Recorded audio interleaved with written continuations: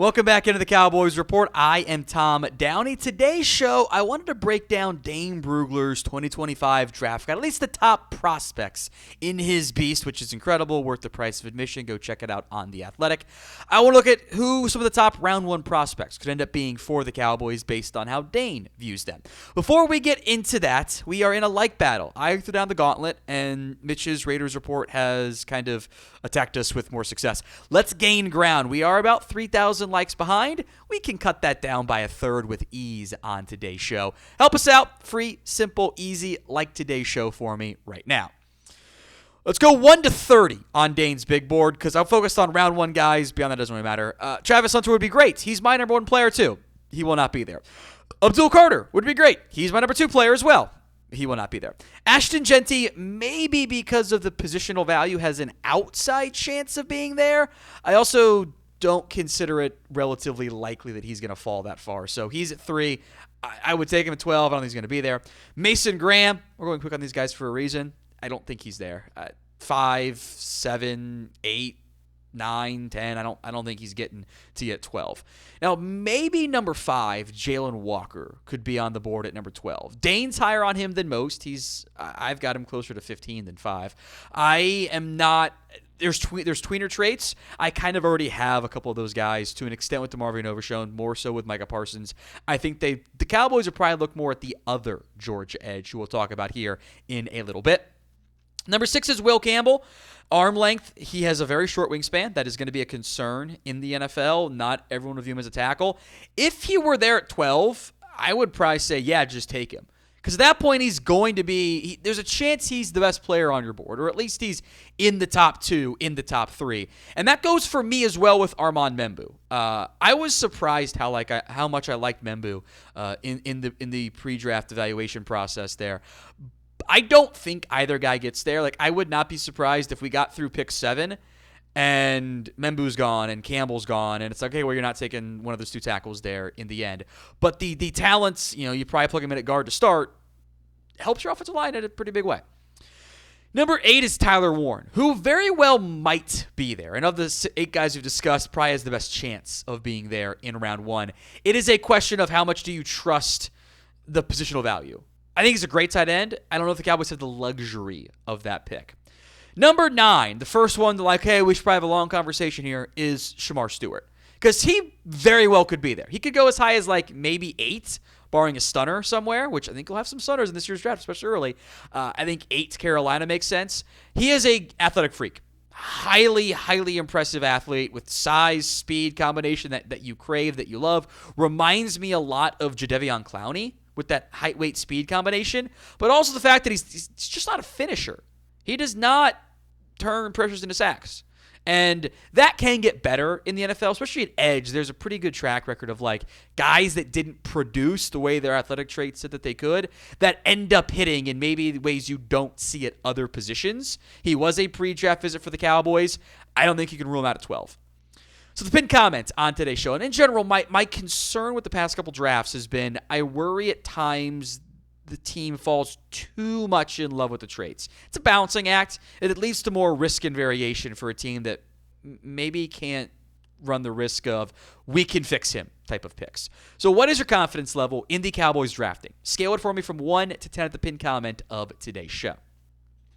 Now, Mike Green for me is my number 2 edge. I think that the 59 pressures and 17 sacks, we just talked about a guy with 4.5 in his career. It's kind of different, even if it is at Marshall and not the same level of competition. Whatever. There are field stuff you have to question, you have to vet, you have to figure out what went on that led to his high school issues to Virginia. We talked about that in the past. He was pretty open and honest about it at the NFL Combine. Well, at least open about it. I guess we can't determine honesty or not. But talent-wise, he'd be an impact pass rusher. I don't think he might be there at 12, might not be. I don't know if he's in the cards for the Dallas Cowboys. Number 11, Colston Loveland. I don't think this team can take a Michigan tight end in round 1 right now. I don't think they can do that. I like Loveland a lot. He probably won't quite crack my top 12. He'll be pretty darn close to it, though. But I think you got bigger needs than the second best tight end in a luxury pick. Number 12 is Dane's number 1 receiver, noting that Travis Hunter has a corner on his board. I'm working on doing him as an athlete for our draft coverage and having a receiver 1, QB 1, and then Hunter's athlete number 1. I would take T-Mac at 12 with no real complaints. This is also proper value based on Dane's big board. There he is. He's 12. And Dane's been a little bit up and down at times on McMillan. I see some T. Higgins in his game. I have my Jamar Chase player in CeeDee Lamb. Now I can get my T. Higgins one in McMillan. I addressed one of my biggest needs with my number 1 pure receiver. Dane feels the same way. I am strongly in on this one. First QB here is at 13, by the way, in Cam Ward. He's obviously going number 1 overall. Campbell is 14th here, and I don't know if we've talked enough about him. I don't think Dallas would spend a premium pick on a linebacker given their needs and issues at other spots. I am a big fan of his game. Depending on how you count Jalen Walker, if he's an edge or a linebacker or a hybrid, I think Campbell's the consensus number 1 ranked off-ball linebacker in this class, and he can blitz too. He was an edge rusher recruit, by the way. He had a massive breakout season for Alabama. He fits the mold of what Matt Eberflus likes at linebacker. I think he's going round 1 as long as that shoulder issue checks out properly. I don't think Dallas will take him at 12, but if there's like a wipeout trade down scenario, could be a name to monitor there.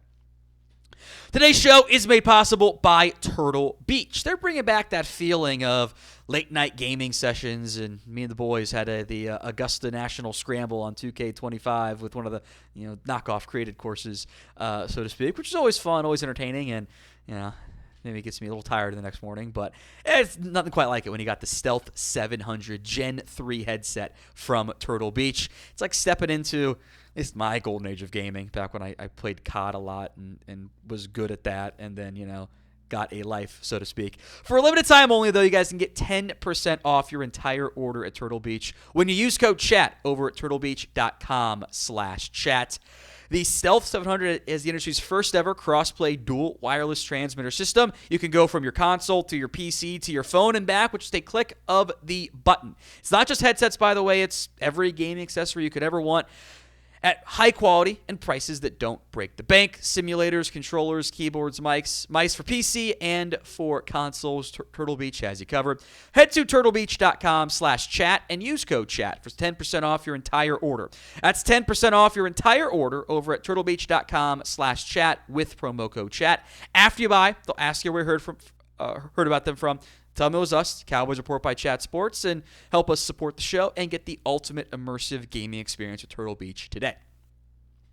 Number 15, we're going top 30, by the way. Matthew Golden, wide receiver 2 on Dane's board out of Texas. He's 3 for me, but not by a huge margin. He'll probably be top 25 once I get around to stacking these guys the week of the draft. Golden had a big-time play down the stretch, kind of emerged as Texas's number 1 wide receiver. Inconsistent quarterback play has probably always held him back a little bit, but this brings the speed and route running this Cowboys team does not have. I would not be mad at a Matthew Golden pick at all. Love seeing the Derek Harmon love. I thought I was higher on him than most, but Dane's got him at 16, so I guess not. I think he's a good run stopper and can do pass rushing stuff for you. I think he is undervalued. 16 is actually a little bit high for me, but I bet he goes in round 1. I think he should. Steelers, by the way, 21. Keep an eye out there. Nick Emenwari, safety 1 out of South Carolina. I doubt the Cowboys take a safety, but boy, he's got athletic traits for days. Will Johnson is 18. I know there are questions about his top-end speed.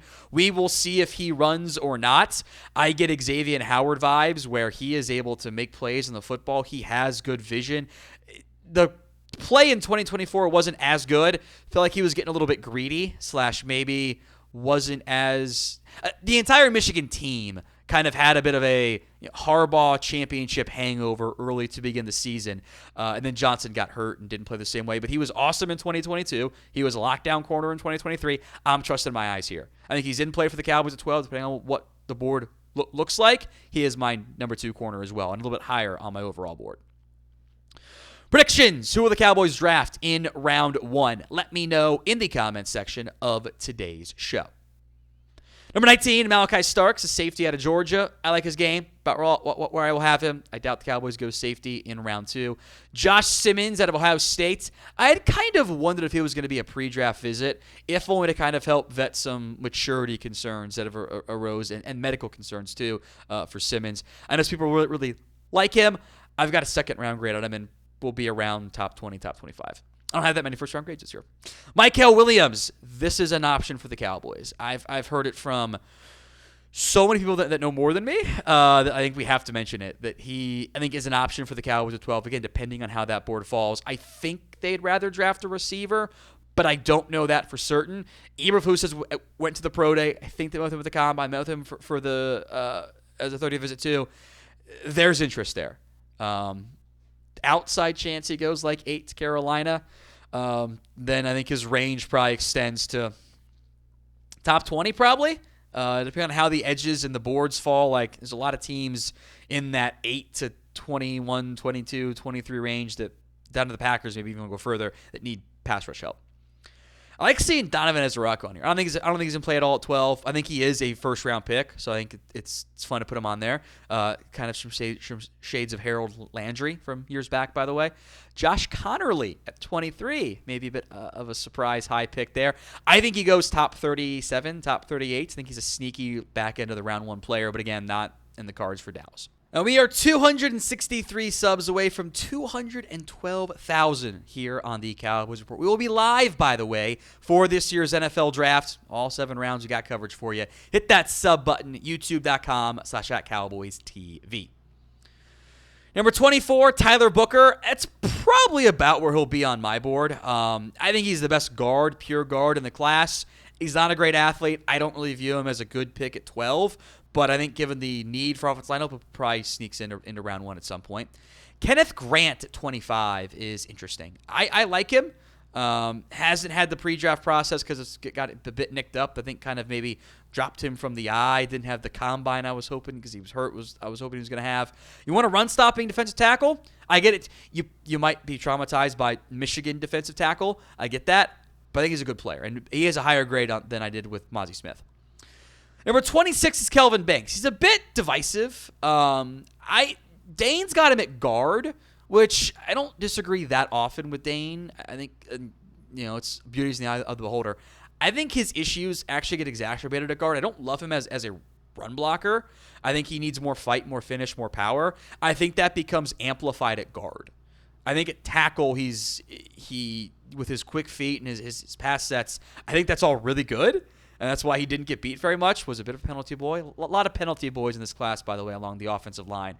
I'm a bit higher on Dane than him, but I think he'd be a break in case of emergency round 1 option. Number 27, Luther Burden III, the wide receiver out of Missouri. I wonder if this is just trying to double-check and clarify. There's been some complaints about, maybe getting a little bit too frustrated on the field at times. He kind of did that against Alabama. Has drawn an occasional personal foul penalty. The numbers dipped this year. That quarterback was bad. Brady Cook is a bad QB. So I like Luther Burden a lot. I would take him at 12 if T-Mac was not there. I think I am unique in that, though, so I'm not going to hold it against the Cowboys if they don't. Emeka Egbuka out of Ohio State, who is a much more steady, safe player. He was never really the number 1 for Ohio State. It was always Garrett Wilson or Jackson Smith-Njigba or Marvin Harrison Jr. or Jeremiah Smith. But he put up big time numbers at Ohio State. So I think round 2 is the proper grade, but might sneak into the back end of round 1. Cowboys brought in all 4 of the top receivers for pre-draft 30 visits. What is the percent chance you think they draft a receiver in round 1? Sound off in the comments. Number 29, Demarion Hampton. I guess I'll actually be a bit higher on Hampton in terms of the board. Early round 2 grade, second best back in the class. I do think that the gap between Jeanty and Hampton is still slightly more significant in terms of the grade. Maybe not how I stack them than Hampton and Johnson and Henderson and Judkins. I think he's a trade-down candidate. I am also a big fan of Jahdae Barron at 30, the cornerback out of Texas. Also my CB3, but he and Will Johnson both will be top 15 on my boards. The Cowboys love their arm length. Barron does not have good arm length. I don't think he's a real candidate to go in round 1 to Dallas, even though it'd be exactly what they need at corner.